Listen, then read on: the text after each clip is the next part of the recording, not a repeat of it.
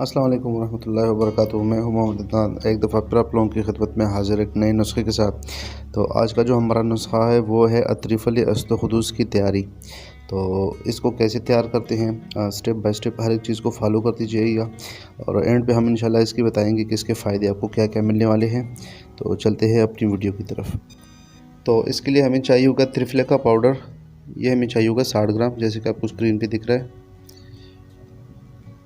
इसके बाद हमें चाहिए हरीड़ का छिलका, ये हमें चाहिए 20 ग्राम।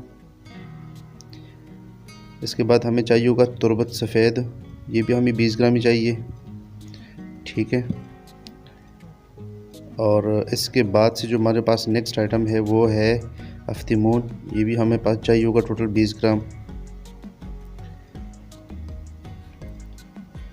बिस्फाइज भी हमें 20 ग्राम ही चाहिए। ये है किशमिश या मुनक्का। मुनक्का के आप बीज निकाल के इस्तेमाल कर सकते हैं, ये हमें 20 ग्राम चाहिए। और उस्तखुदूस भी हमें 20 ग्राम ही चाहिए।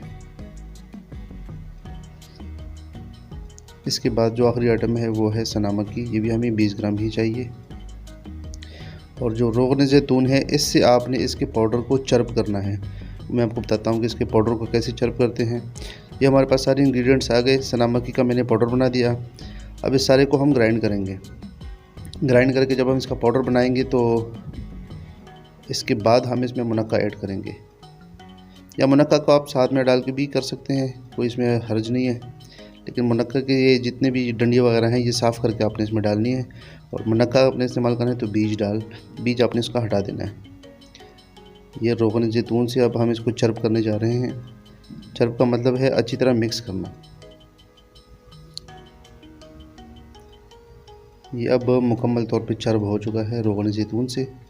हमारा जो पाउडर है वो कंप्लीट हो चुका है। अब बारी है हमारे पास चीनी की। तो चीनी आपने लेना है 1 किलो। मेरे पास थोड़ा सा कम था लेकिन वो मैं पूरा कर लूँगा, इसका कोई इशू नहीं है। आप इसके अलावा चीनी के अलावा आप इसमें वो भी यूज़ कर सकते हैं, शहद भी यूज़ कर सकते हैं। तो अगर आपने चीनी का इस्तेमाल करना है तो आपने चीनी का क़्वाम तैयार करना है इस तरह कि इसके जो मोती हैं वो बनने लगे, ठीक है।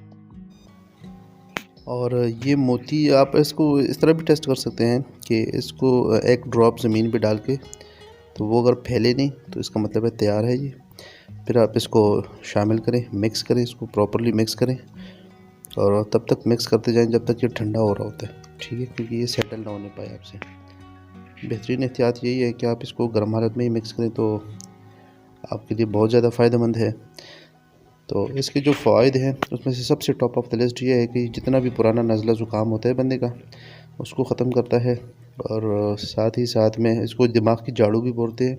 नज़र की कमज़ोरी से लेके जितने भी दिमाग के ताफ़ुन आते हैं वो सारों से जो है ना इंसान की जान छुड़वा लेता है।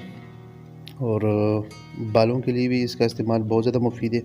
आप जिस एज में भी शुरू करते हैं तो शुरू करें इसको और इस्तेमाल करना शुरू करेंगे तो जिस हालत में आप शुरू करेंगे उसी हालत में आपके बाल जो है ना खाली और सेहतमंद रहेंगे।